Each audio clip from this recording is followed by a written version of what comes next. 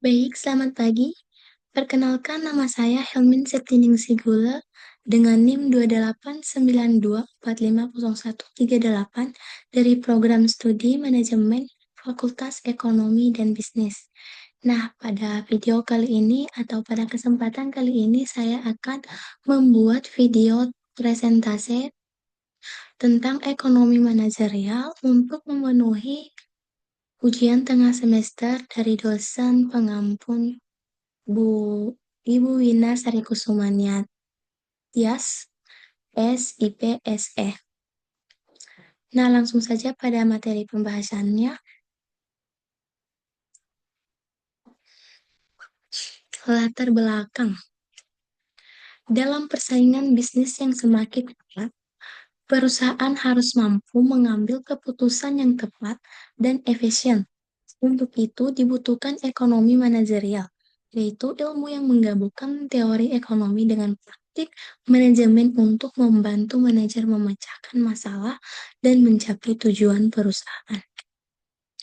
Nah, ekonomi manajerial ini penting karena membantu perusahaan menggunakan sumber daya secara efektif, memahami pasar, serta membuat keputusan berdasarkan data dan analisis, terutama di era globalisasi dan teknologi. Selain itu, ekonomi manajerial juga membantu perusahaan menghadapi berbagai kendala seperti keterbatasan modal, tenaga kerja, kebijakan pemerintah, hingga perubahan kondisi ekonomi. Dengan analisis yang tepat, perusahaan dapat merencanakan strategi, meminimalkan risiko, dan meningkatkan nilai atau keuntungan secara berkelanjutan. Nah, apa sih itu ekonomi manajerial? Nah, ekonomi manajerial itu yaitu eh, atau manajerial ekonomi adalah aplikasi teori ekonomi dan perangkat analisis ilmu keputusan untuk membahas bagaimana suatu organisasi dapat mencapai tujuan atau maksudnya dengan cara yang paling efisien. Maksud definisi ini dengan sangat tepat dijelaskan oleh figur 1-1. Nah, ini nih ya bagannya. Yang pertama masalah keputusan manajemen, teori ekonomi, ilmu keputusan, aplikasi teori ekonomi dan ilmu keputusan untuk memecahkan masalah keputusan manajerial, dan terakhir solusi optimal untuk masalah keputusan manajerial. Nah, di sini ada beberapa fungsi dan tujuan ekonomi manajerial. Fungsi yang pertama, pengambilan keputusan atau decision making. Kedua, perencanaan dan peramalan atau planning and forecasting. Ketiga, analisis biaya dan produksi atau cost and production analysis. Keempat, penetapan harga atau pricing decisions. Kelima, analisis permintaan dan pasar atau demand and market analysis. Keenam, yaitu manajemen risiko dan ketidakpastian atau risk and uncertainty management. Ketujuh, yaitu optimalisasi dan efisiensi, yaitu atau optimization and efficiency. Dan ada pun tujuan dari ekonomi manajerial ini yang pertama mengoptimalkan keputusan manajerial. Kedua, memaksimalkan keuntungan atau profit maximization. Ketiga, meningkatkan efisiensi penggunaan sumber daya, membantu perencanaan dan peramalan atau planning and forecasting. Kelima, mengurangi risiko dan ketidakpastian. Berikutnya, meningkatkan daya saing perusahaan. Ketujuh, mendukung pengambilan keputusan jangka panjang.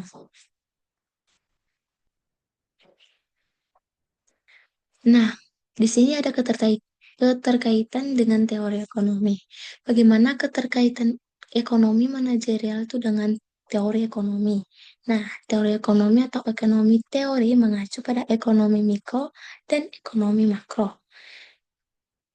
Teori ekonomi mikro atau mikroekonomi adalah ilmu yang mempelajari tingkah laku ekonomi secara individual sebagai unit pengambilan keputusan, seperti konsumen, individu, pemilik sumber daya, dan perusahaan bisnis.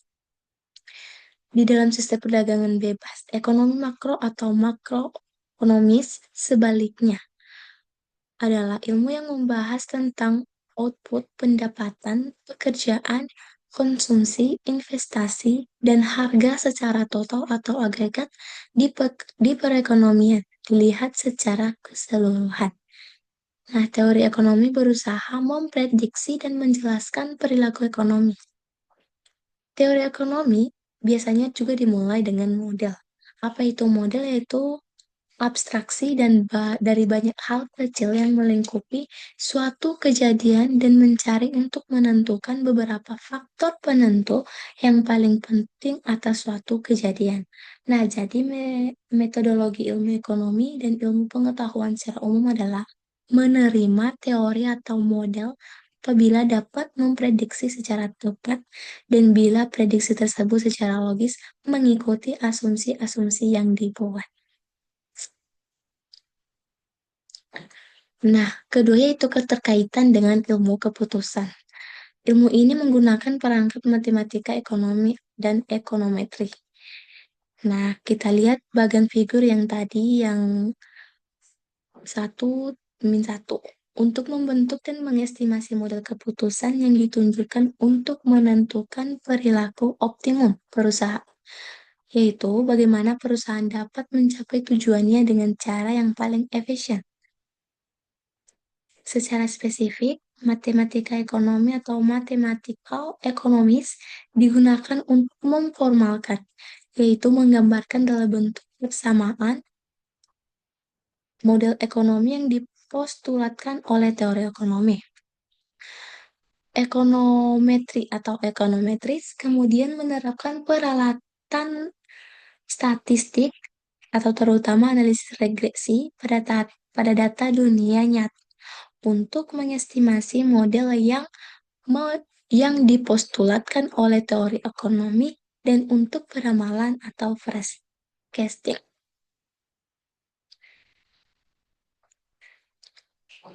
Nah, berikutnya yaitu keterkaitan dengan berbagai area fungsional ilmu administrasi bisnis. Adapun proses-proses yang terkait dengan semua pengambilan keputusan manajerial pada dasarnya adalah sama. Proses itu umumnya terdiri atas 5 tahap. Nah, tahap yang pertama yaitu menetapkan tujuan perusahaan atau organisasi.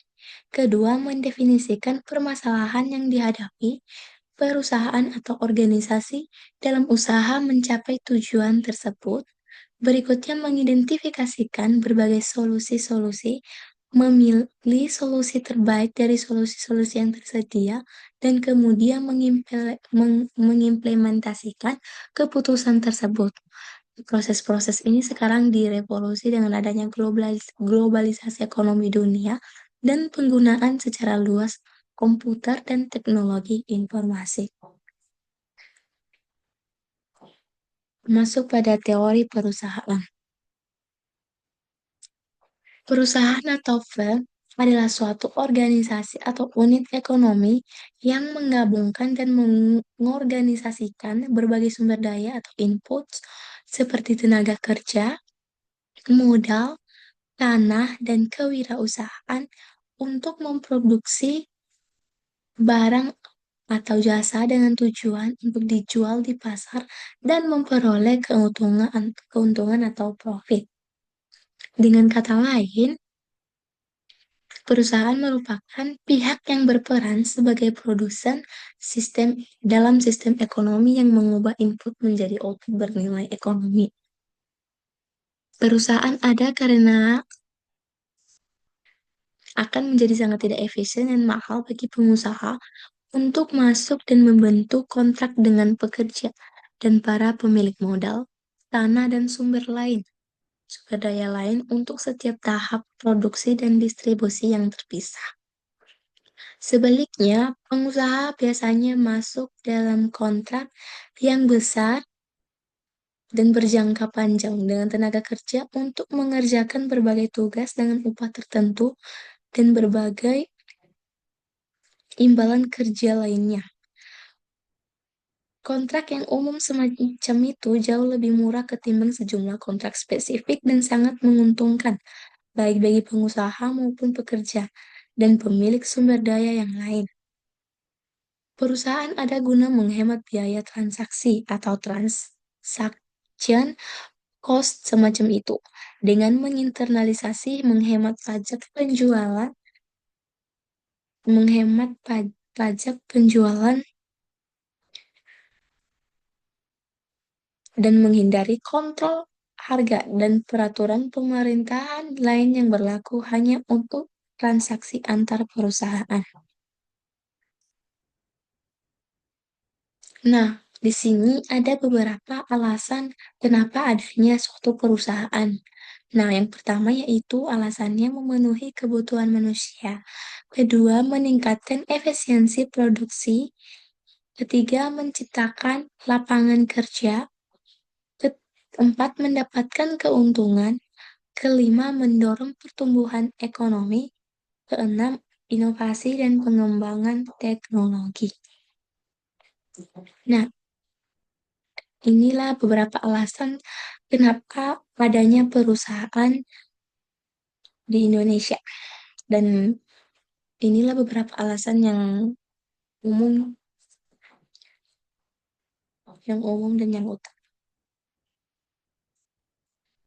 Nah, fungsi perusahaan oleh karena itu adalah membeli sumber daya atau input berupa tenaga kerja modal dan bahan mentah untuk diubah menjadi barang dan jasa untuk dijual.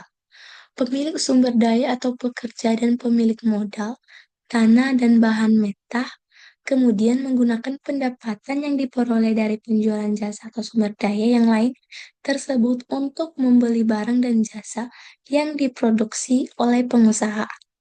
Dengan demikian lengkap sudah aliran sirkular aktivitas ekonomi atau circular flow of economic activity tersebut dalam dalam memasok barang dan jasa yang diminta oleh masyarakat. Perusahaan menyediakan pekerjaan kepada pekerja dan membayar pajak yang digunakan pemerintah untuk menyediakan barang dan jasa seperti pertahanan nasional, pendidikan, dan pencegahan kebakaran yang tidak dapat disediakan oleh perusahaan atau tidak dapat disediakan seefisien bila disediakan oleh pemerintah.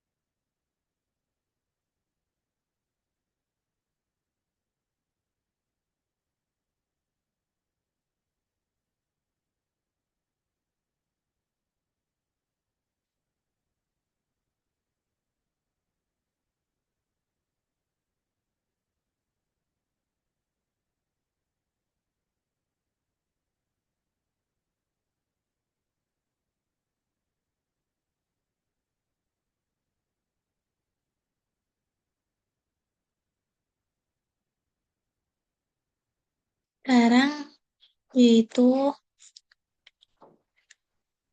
fungsi perusahaan. Nah, di sini ada beberapa fungsi perusahaan dalam bidang produksi, pemasaran, keuangan, sumber daya manusia, administrasi dan manajemen, serta sosial. Nah, di setiap bidang-bidang ini Ada beberapa fungsinya. Yang pertama dalam bidang produksi. Yang pertama yaitu mengubah bahan mentah menjadi barang atau jasa siap jual. Yang kedua, memastikan ketersediaan bahan baku dan peralatan produksi. Dan ketiga yaitu menjaga mutu produk agar sesuai standar perusahaan. Kemudian dalam bidang pemasaran, yang pertama menyalurkan produk dan meningkatkan penjualan. Berikutnya melakukan riset pasar untuk memahami kebutuhan konsumen. Ketiga, menentukan harga jual yang kompetitif. Berikutnya mengatur distribusi dan saluran penjualan. Itulah fungsi dari bidang pemasaran. Sekarang dari bidang keuangan yaitu mengelola modal pendapatan dan pengeluaran. Kedua, menjamin transparansi dan akuntabilitas keuangan perusahaan. Kemudian dalam bidang sumber daya manusia, yaitu mengatur dan mengembangkan tenaga kerja, memberikan pelatihan dan pengembangan karyawan, dan dalam bidang administrasi dan manajemen, merencanakan, mengorganisasi, dan mengawasi kegiatan perusahaan. Berikutnya mengarahkan serta mengawasi pelaksanaan kegiatan perusahaan. Dan dalam bidang terakhir yaitu bidang sosial, memberikan manfaat bagi masyarakat dan lingkungan, memberikan manfaat bagi masyarakat dan lingkungan sekitar, menyediakan lapangan kerja bagi warga sekitar. Nah, ini beberapa fungsi perusahaan dalam berbagai bidang. Sekarang masuk pada tujuan dan nilai perusahaan. Nah, di sini teori perusahaan atau teori of the firm sekarang mempostulatkan bahwa maksud dan tujuan utama perusahaan adalah memaksimumkan kekayaan atau nilai perusahaan atau value of the firm. Hal ini dicerminkan dalam nilai sekarang atau present value atas semua keuntungan perusahaan yang diharapkan di masa depan. Nah, di sini ada beberapa tujuan perusahaan. Nah, tujuan perusahaan yaitu yang pertama memperoleh laba dan menjaga kelangsungan usaha. Kedua, meningkatkan efisiensi dan produktivitas. Ketiga, menciptakan lapangan kerja dan kesejahteraan karyawan. Keempat, memberikan produk atau jasa yang bermanfaat bagi masyarakat. Kelima, yaitu menjalankan tanggung jawab sosial dan menjaga lingkungan. Nah, ini adalah beberapa tujuan dari perusahaan. Sekarang masuk kita pada nilai perusahaan. Apa sih nilai-nilai yang ada dalam perusahaan tersebut? Yaitu yang pertama, integritas. Integritas yaitu jujur dan bertanggung jawab. Dan kedua yaitu profesionalisme, disiplin dan berkompeten. Inovasi yaitu selalu mencari cara baru dan kreatif. Dan berikutnya kerjasama atau kolaborasi atau untuk mencapai tujuan bersama. Berikutnya pelayanan, yaitu mengutamakan kepuasan pelanggan. Dan berikutnya keberlanjutan atau peduli terhadap lingkungan dan masa depan. Nah, di sini ada keterbatasan teori perusahaan. Nah, menurut model maksimisasi penjualan yang dikenalkan oleh William Baumol dan yang lain, para manajer perusahaan modern berusaha untuk memaksimumkan penjualan setelah tingkat. Laba yang cukup berhasil dicapai untuk memuaskan para pemegang saham. Memang, beberapa penelitian empiris terdahulu telah menemukan korelasi erat antara gaji, eksekutif, dan penjualan. Tetapi bukan antara gaji dan laba. Akan tetapi penelitian yang lebih baru menunjukkan hal sebaliknya. Oliver Williamson dan yang lainnya memperkenalkan model maksimisasi utilitas manajemen yang mempostulatkan bahwa dengan datangnya perusahaan modern yang berdampak pada pemisahan antara manajemen dengan kepemilikan, manajer lebih tertarik memaksimumkan kepuasan dan utilitas mereka. Tingkat kontrol perusahaan, kantor yang mewah, dan lain-lain daripada memaksimumkan keuntungan perusahaan. Hal ini dinyatakan sebagai masalah. Nah, di sini ada beberapa kendala-kendala dalam operasi perusahaan. Dan di sini ada beberapa kendalanya, ada faktor internal dan eksternal. Internal yang pertama, Kendala yang pertama keterbatasan modal. Yang kedua, manajemen kurang efisien. Ketiga, kualitas sumber daya manusia rendah. Teknologi dan peralatan usang. Terakhir, kurang inovasi. Sedangkan kendala eksternal yaitu yang pertama persaingan pasar ketat, perubahan selera konsumen, kebijakan pemerintah, dan kondisi ekonomi dan politik. Nah, masuk kita pada laba. Apa sih itu laba? Laba adalah selisih positif antara pendapatan atau hasil jualan dengan biaya yang dikeluarkan untuk menghasilkan pendapatan tersebut. Dan di sini ada beberapa sifat laba yang pertama itu sebagai ukuran keberhasilan, di mana menunjukkan kinerja dan efisien perusahaan. Kedua, sebagai tujuan utama atau hasil dari kegiatan bisnis yang efektif dan efisien. Ketiga, sebagai hasil risiko, di mana imbalan atas keberanian menanggung risiko usaha. Dan keempat yaitu bersifat dinamis atau dapat berubah tergantung kondisi pasar, biaya, dan strategi perusahaan. Dan di sini ada beberapa fungsi laba, yaitu sumber modal dan investasi atau untuk mengembangkan usaha. Kedua, alat ukur kinerja, menilai efektivitas manajemen dan operasional. Ketiga, meningkatkan kesejahteraan karyawan atau digunakan untuk bonus gaji dan fasilitas kerja. Dan berikutnya yang terakhir yaitu pendapatan negara di mana melalui pajak yang dibayarkan perusahaan. Nah, di sini ada pengertian laba usaha versus laba ekonomi. Laba bisnis atau laba usaha. Di sini profit mengacu pada pendapatan perusahaan dikurangi biaya eksplisit atau biaya akuntansi perusahaan. Nah, biaya eksplisit atau explicit cost adalah biaya yang benar-benar dikeluarkan oleh perusahaan untuk membeli atau menyewa input yang dibutuhkan dalam produksi. Pengeluaran ini meliputi upah untuk menyewa tenaga kerja, bunga untuk modal yang dipinjam, sewa tanah dan gedung, dan pengeluaran untuk bahan mentah. Namun, bagi seorang ekonomi, laba ekonomi atau economic profit sama dengan pendapatan perusahaan dikurangi dengan biaya eksplisit dan biaya implisit. Biaya implisit atau implicit cost mengacu pada nilai input yang dimiliki perusahaan dan digunakan untuk proses produksinya sendiri, laba usaha atau business profit. Nah, di sini ada beberapa teori laba. Yang pertama yaitu teori laba dalam menghadapi risiko. Kedua, teori laba karena pergesekan. Ketiga, teori laba monopoli. Keempat, teori laba inovasi. Dan yang terakhir adalah teori laba efisiensi manajerial.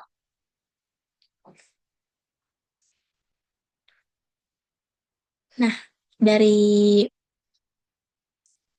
pengertian laba ekonomi dan laba usaha. Jadi di sini ada kesimpulannya. Bahwa laba usaha adalah pendapatan perusahaan dikurangi biaya eksplisit, biaya nyata yang dikeluarkan untuk operasional, di mana biaya eksplisit mencakup tenaga kerja, sewa tanah dan sewa tanah atau gedung, bunga modal dan bahan baku. Sedangkan laba usaha menunjukkan keuntungan akuntansi dari kegiatan bisnis. Nah, laba ekonomi atau ekonomi profit. Laba ekonomi adalah pendapatan perusahaan dikurangi biaya eksplisit dan biaya implisit, di mana biaya implisit adalah nilai input yang dimiliki perusahaan dan digunakan sendiri atau opportunity cost. Kedua, yaitu laba ekonomi ini juga menunjukkan keuntungan real perusahaan secara ekonomi memperhitungkan seluruh biaya kesempatan. Nah, dari materi yang telah saya sampaikan tadi, jadi ada kesimpulannya yaitu ekonomi manajerial merupakan ilmu yang memadukan teori ekonomi dengan praktik manajemen untuk membantu perusahaan mengambil keputusan secara tepat, rasional, dan efisien. Dengan bantuan analisis data, teori ekonomi mikro dan makro, serta ilmu keputusan, ekonomi manajerial membantu manajer memahami masalah, merencanakan strategi, dan mengoptimalisasi penggunaan sumber daya dalam mencapai tujuan perusahaan. Nah, dengan demikian, ekonomi manajerial menjadi alat yang sangat penting bagi para pengambil keputusan dalam organisasi. Ilmu ini tidak hanya membantu dalam merumuskan strategi bisnis yang tepat berdasarkan analisis ekonomi, tetapi juga menuntun manajer untuk berpikir sistematis dan objektif dalam menghadapi ketidakpastian pasar. Nah, melalui pendekatan ilmiah dan penggunaan data yang akurat, ekonomi manajerial memungkinkan perusahaan untuk menyeimbangkan antara efisiensi, efektivitas, dan berkelanjutan, sehingga mampu mencapai tujuan jangka panjang sekaligus mempertahankan daya saing di tengah perubahan lingkungan bisnis yang dinamis. Nah, demikianlah materi yang bisa saya sampaikan. Jika ada kesalahan dan kesilapan saya dalam penyampaian materi ini, saya mohon minta maaf dan mohon dimaklumi. Akhir kata saya ucapkan terima kasih.